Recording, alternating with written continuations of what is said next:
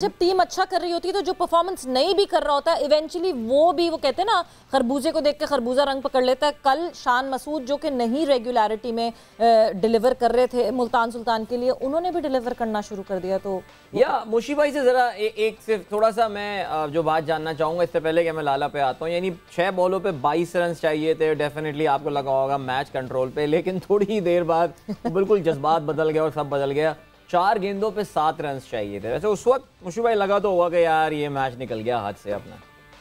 नहीं, पहले 6 ओवरों के बाद लग रहा था निकल गया, और उसके बाद आखिरी जो ओवर आपने कहा है ना, उसके पहला जो फुल टॉस हुआ ना, तो हमने क्या गया मैच खत्म हो गया मैच। मगर पता है कि उसमें ये थी कि थोड़ी सी हमारी टेक्निकल हमसे कोई गलती हो गई, जो कह सकते हैं इंसान है, कमजोर है। हमें यॉर्कर पे रिलाई करना चाहिए था, क्योंकि अगर आप एक बॉल की फील्ड सेट करते हैं ना, तो बैट्समैन को बहुत जल्दी पता चल जाता है कि ये बॉल के सिवा ये बॉल करना ही नहीं किसी ने। क्योंकि आप अगर सारी फील्ड ऑफ साइड पे ले जाते हैं और आपकी टांग वाली फील्डिंग जो है उस पे आपको पता है कि पीछे प्रोटेक्शन नहीं है, तो बैट्समैन कैन नॉट थिंक कि यॉर्कर बीच वाला यॉर्कर भी मार सकता है, या स्लो बाउंसर कर सकता है, या प्रॉपर बाउंसर कर सकता है। तो आई थिंक ये बहुत इंपॉर्टेंट होता है कि आपने एक बॉल की फील्ड सेट नहीं करनी होती, आपने एक बॉल के ऊपर 2 फील्डिंग सेट करनी होती, ताकि बैट्समैन के माइंड सेट कंफ्यूजन का शिकार रहे। तो आई थिंक ये बहुत इंपॉर्टेंट था हमारे से जो गलती हुई, और उसके ऊपर जो इसलिए, वरना हमें 15-16 रन से ज्यादा मैच जीतना चाहिए था, to be very frankly speaking. जिस तरह बॉल रिवर्स भी हो रहा था, आपने सानुल्लाह का बॉल देखा, लियास ने जब भी बॉल यॉर्कर किया, वाइड यॉर्कर या बीच वाला यॉर्कर किया, तो वो लगा है। तो आई थिंक ये जो क्योंकि उसके ऊपर फिर स्लो वन आपका ज्यादा इफेक्टिव हो जाता है ना, जब बैट्समैन को पता चले कि यॉर्कर भी आ रहा है, तो वो यॉर्कर के लिए या स्लो वन के लिए तैयार हो। ये जो डबल माइंडेड होता है ना, ये फिर आपको रिसीव करती है चीज। तो आई थिंक वैसे एक टाइम तो लग गया था, गेम गई, खत्म हो गई। बिल्कुल, और रिसीव करना बहुत जरूरी होता है बैटर को। बट लाला, कराची किंग्स, हम 2 टर्निंग पॉइंट्स मुझे दिखते हैं, आप बेहतर बताएंगे कि कराची किंग्स का टर्निंग पॉइंट क्या था। एक तो वो रन आउट जो हैदर अली और विंस के बीच में जो confusion in that run out, जो कि सबसे बड़ा मोमेंटम शिफ्ट था कराची किंग्स के लिए, मगर फिर इमाद ने आके संभाला, मलिक भी थे। बट फिर क्या मलिक का स्लो खेलना और फिनिश ना करना मैच, इन दोनों में से कौन सा टर्निंग पॉइंट आपको ज्यादा अप्रोप्रिएट लगा? सवेरा सॉरी, मैंने पूरी तरह मैच नहीं देखा, लेकिन क्लिप्स कहीं क्योंकि सोशल मीडिया पे शेयर होती रहती है व्हाट्सएप पे, तो वो देख रहा था मैं। पहले तो बहुत बहुत मुबारक हो मुशी भाई को, और मैं समझता हूँ कि कल के मैच जो है वो क्राउड के जो पैसे हैं वो वसूल हुए हैं। क्राउड बड़ा जबरदस्त क्राउड आया था, सबने बहुत एंजॉय किया, और इस तरह की परफॉर्मेंसेस, इस इंडिविजुअल एंड देन फिर मैच इतना जबरदस्त जाना, मेरे ख्याल में आउटस्टैंडिंग परफॉर्मेंस थी मोहम्मद रिजवान की। क्योंकि वो मोहम्मद रिजवान तो पहले 50 तक लग रहा था, लेकिन उसके बाद रिजवान जो था ना, वो बूम बूम रिजवान लग रहा था माशाल्लाह। बहुत जबरदस्त परफॉर्मेंस रही है उसकी। और इसी तरह फिर जो आपने बताया कि कहाँ पे मैच चेंज हुआ है, तो मेरे ख्याल में विंस की विकेट बहुत इंपॉर्टेंट थी। वहां पे हैदर अली को थोड़ा सा कह सकते थे कि अपनी विकेट दे देनी चाहिए थी, क्योंकि बड़ी अच्छी फॉर्म में था। 5-6 ओवर के अंदर उसने ऑलमोस्ट मैच को तकरीबन 65-70% मैच जो है वो कराची की तरफ हो गया था। और इमाद वसीम की अगर बात की जाए, तो इमाद वसीम की माशाल्लाह से पहले मैच से बड़ी जबरदस्त फॉर्म चल रही है, और कप्तान को इसी तरह होना चाहिए कि अब फ्रंट से लीड करे, और बैटिंग बॉलिंग दोनों चीजों को बड़ी जबरदस्त तरीके से लेके चल रहा है। अच्छी फॉर्म में नजर आ रहा है उसकी बॉडी लैंग्वेज से कि वो वापस आना चाहता है, कमबैक करना चाहता है। ये वो चीजें हैं जो प्लेयर्स को स्ट्रॉन्ग करती हैं। ऑलराइट, मिसबा की तरफ आते हैं। मिसबा, जरा टेक्निकल लुक आपका मैच पे ज़ाहिर है हमेशा माशाल्लाह बड़ा स्ट्रॉन्ग होता है, लेकिन ज़ाहिर है वो पॉइंट के जी रन आउट हुए हैदर अली, और ज़ाहिर है क्योंकि हम कराची में बैठे मैच देख रहे थे, तो हम काफ़ी ये गम फील कर रहे थे। और हैदर अली के बारे में जो कुछ कहा जा रहा था मुख्तलिफ व्हाट्सएप ग्रुप में, मैं वो यहाँ पे वो कहते हैं ना गैर पार्लिमानी ज़बान हो जाएगी काफ़ी।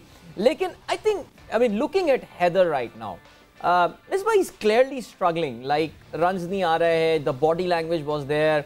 ज़्यादातर लोगों का ये ख्याल था कि उसको अपनी विकेट कुर्बान कर देनी चाहिए थी, विंस को वहाँ रहना चाहिए था। 14 के रन रेट से वहाँ पे रन आ रहे थे उस वक्त। सो इतना प्रॉमिसिंग क्रिकेटर मिसबा, चांसेस भी मिल रहे हैं, ये भी नहीं है कि मौका नहीं मिलता हो और सब कुछ हो। What has gone wrong with Haider? Misbah, आपका क्या कहेंगे इसमें? देखें, बात वहीं पे आ जाती है कि जब आप फंस जाते हैं, जो क्लैरिटी नहीं होती आपको कि which way you want to play. वो नॉर्मली जो वसीम भाई ने बात की थी जब वो टीम बना रहे थे कि एक दो शॉटें मार के आउट हो जाना तो हर कोई कर सकता है, क्रिकेटिंग शॉट्स खेल के लंबी इनिंग प्रॉपर क्रिकेटिंग शॉट्स खेलने चाहिए और पूरा एक बैट्समैन की तरह खेलना चाहिए। तो वो मुझे जो लग रहा है इन बिटवीन फंस गए हैं हैदर। वो उनका टोटल गेम चेंज है। वो he is playing like an anchor, जो कि कराची को अभी नीचे भी उनके पास मलिक भी आते हैं तो वो भी वो एज एन एंकर खेल रहे हैं, और जब हैदर भी वैसे ही खेलते हैं तो वो गेम उन्हीं ओवर्स में बीच में जो है ना सारी ख़राब हुई है। रन आउट को तो चलें छोड़ दें, गलती हो गई, सेक्रीफाइस कर देनी चाहिए, चलें वो एक मिस्टेक हो गई, but still the game was very much in control of Karachi. मतलब आपने 9.5 की एवरेज को उठाया और मैच सीधा कर दिया ऑलमोस्ट 8.5 से भी लेस की एवरेज आपके पास, और आपके पास 8 से 9 विकेटें हैं और पिच ज़बरदस्त खेल रहा है।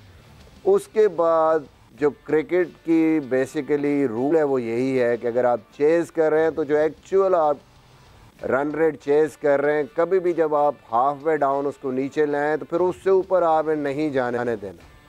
आपने कभी भी फिर 9.5 से ऊपर नहीं जाने देना रिक्वायर्ड रन रेट को। आपकी विकेट इन हैंड है, और फिर मेरे ख्याल में वहाँ पे थोड़ी सी मिसकैलकुलेशन मैं कहूँगा मलिक से भी हो गई कि he is such a good player against spin, लेकिन उसने खुशदिल को ही let Khushdil bowl at that stage. वो अपना 4-3 ओवर और जो वो कर गया वहाँ पे उस पर कोई अटैक नहीं हुआ। वहाँ पे थोड़ा सा चांस ले लेना चाहिए था क्योंकि वो स्ट्रेंथ थी मलिक की। उसको शायद कॉन्फिडेंस था कि मैं एंड पे हम ख़त्म कर देंगे मैच, ड्यू भी आएगी, इतनी बॉलिंग नहीं है इनकी एक एहसानुल्लाह। और मुझे लगता है थोड़ा सा एहसानुल्लाह को भी ज़्यादा जो है ना वो जिसको कहते हैं कि रिस्पेक्ट दे दी उन्होंने। 17 रन मतलब उस पर बिल्कुल चांस ही नहीं लिया। आप कम से कम उसको रन बॉल तो होना चाहिए था। तो वो भी एक बहुत बड़ा, वो मुल्तान को कम बैक का चांस मिल गया। आप सिर्फ क्रिकेटिंग शॉट्स खेलते, बड़े शॉट्स पे ना जाते, लेकिन इतना भी नहीं था कि 2-2 3-3 के ओवर करके आप वो मैच में मुल्तान को आपने चांस दिया वापस आने का, और 8.25 वाली एवरेज को 12 या 13 पे ले गया, जो कि एंड पे नहीं। एंड पे भी मेरे ख्याल में फिनिश होना चाहिए था। फिर बेन कटिंग आई थिंक 4 बॉलों पे 6 रन, वो भी उस तरीके से अपना वो रोल पूरा नहीं कर पा रहे जो जिसके लिए वो हैं। 10 गेंदों पे 12 रन ऐसी सिचुएशन में कि जहाँ पे 2 ओवरों में 40 चाहिए, आपको दूसरी तरफ से बैट्समैन ने एक स्टेज दे दी और 4 बॉलों पे 6 रह गया। तो वहाँ पे इतने एक्सपीरियंस के बाद वो गेम उसको फिनिश करनी चाहिए थी। हालांकि उसके बाद न्याजी है जो अच्छी फॉर्म में है, जिसने रन किए हुए हैं, वो था। आमिर यामीन ज़ाया हो गया, तो इट मीन्स कि कराची ने कहीं ना कहीं मिडल ओवर्स में अपनी बैटिंग को अंडर यूटिलाइज़ किया है।